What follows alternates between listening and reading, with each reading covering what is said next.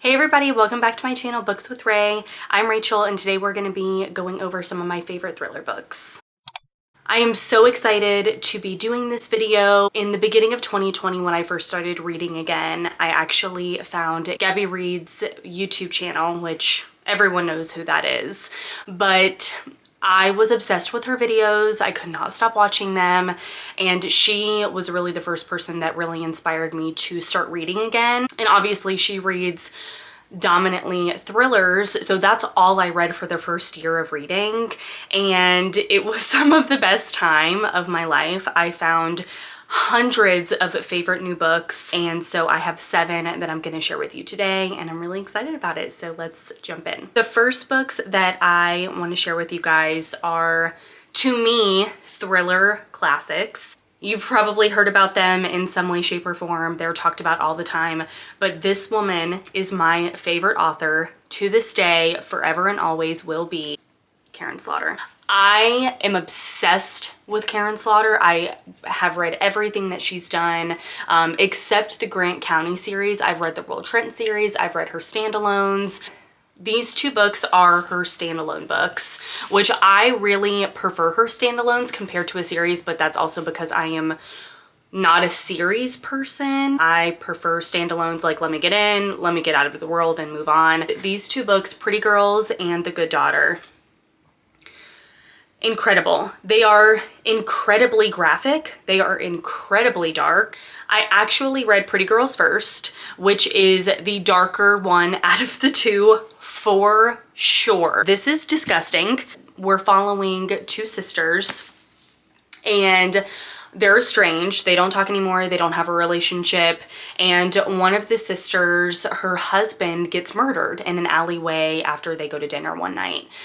And she starts like going around her house, snooping on his computer like he's dead, so why not? And she finds that he has some really dark secrets, and it really questions, like, did she ever know this guy? How far does this go? How deep is he into, you know, everything that she finds? And her sister gets involved, and they kind of work together to figure out what happened. It is a journey. It is so emotional, like the sister relationships, and they also have another 3rd sister who went missing when they were teenagers. Check the trigger warnings. Again, it gets really dark. It is very graphic. Something that Karin Slaughter does so well, in my opinion, is having a good balance between emotion, especially in her standalones when she's talking about, you know, the sister relationships, because most of them do follow sisters and they're just like generational trauma and their family issues, while also giving us intense graphic scenes, horrific scenes, having it be so fast-paced and thrilling. If you can handle it and you look at the trigger warnings and you're like, I got this, I highly recommend Pretty Girls. It is amazing. So then the other Karin Slaughter book, of course, is The Good Daughter. And I think out of the 2, this one I prefer more. I reread this book every year. There's just something about the 2 main characters. Again, they're sisters. It's Charlie and Samantha. Their relationship and their history together runs so deep, and I just love the 2 characters so much. They're so different, but they're so incredibly fleshed out. So in this one, something extremely graphic happens in literally the 1st chapter. Then another event happens that is extremely graphic in like the 2nd chapter. And we're just kind of following these 2, again, estranged sisters as they figure out what happens and the mystery of the first 2 chapters. I don't want to like explain what the events are that they're trying to figure out because that would be a spoiler, but read the first 2 chapters and you will see what mystery we're following throughout the whole book. But so good. Both The Good Daughter and Pretty Girls are so thrilling, but they also made me cry, which thrillers don't really do that for me. So good on Karin Slaughter. I love her so much. The 3rd book is The Last Housewife by Ashley Winstead. I feel like this book is the closest you're gonna get to a Karin Slaughter book without it being a Karin Slaughter book. It is extremely graphic. There is a lot of talk about gender and feminism and sex cults. It's so good. We are following our main character who was in a sex cult in college with her 3 college roommates, and it really explores how that happened and why that happened, that emotional abuse and just manipulation. So in the present time, you know, our main character finds out that one of her roommates committed suicide. She doesn't believe that it was suicide. She thinks that she was murdered. So she kind of has to get back into the cult scene and figure out what happened to her. And again, you're exploring their past as college girls in a sex cult. And it's just, you guys, the themes in here are so good. It's so beautifully written. I highly recommend this. If you can handle it, this is a great book. Switching gears to something that isn't as horrific and graphic, it is The Writing Retreat by Julia Bartz. This is a pretty new release. It is a very isolating and winter atmosphere thriller. We are following 4 girls who go on a writing retreat with a super famous author, and they're stuck in this mansion with this author, and you kind of come to realize that like this author is crazy. Maybe they're not safe and things happen, and the twists and turns in here are so good. You get excerpts of one of the books that the girl is writing, and even that is so good. Like, this book is just so enthralling. It's very fast paced, and if you're looking for like a winter setting that is isolated and really makes you feel like you are trapped in the snow, I definitely recommend The Writing Retreat. Another winter isolated thriller, No Exit by Taylor Adams. I'm obsessed with this book. This book is one of the first books that I read that gave me a pit. I mean, like, literally I had so much anxiety reading this book, and that had never happened to me, and honestly still very rarely happens to me. So I feel like that is just a testament to how well this book was written, how scary this book is. This is one of the most fast-paced thrillers I've ever read. It is non-stop. Like, the foot is on the gas the entire time. You do not get a break. You do not get to take a breath.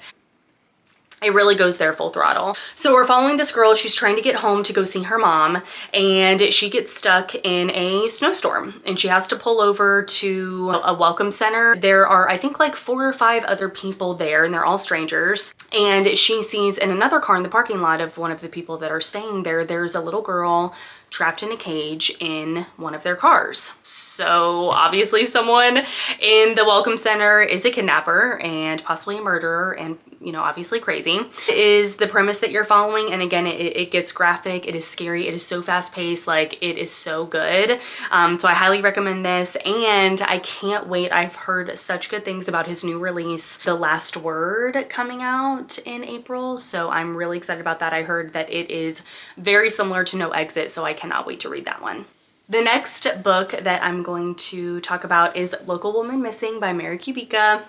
You guys, this book is so good. There are a couple different POVs that we're following, and obviously it's about a local woman that goes missing. There's actually a couple women that have gone missing within the last few weeks, so we're trying to figure out what happened to them, what happened to our current woman who went missing, who is a mother and a wife. And so one of the POVs that we get is of her husband trying to find out where she went, and we get some POVs of the neighbors in the neighborhood that are their friends, which I think Mary Kubica does so well. I did not see any of these twists coming. They were very shocking. Again, toward the end, it did get a little bit graphic, and I just, like, my jaw was on the floor. I couldn't believe we actually went there.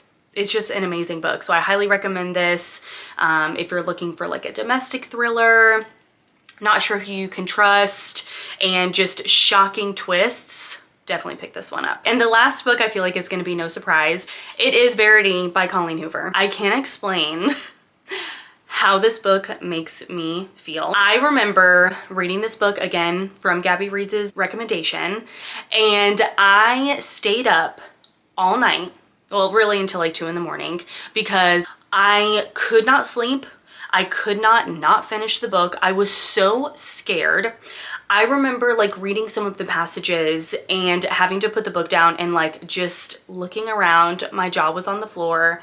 I was shocked. Like, I could not believe what I was reading and how someone could like think of this stuff. And then of course the end.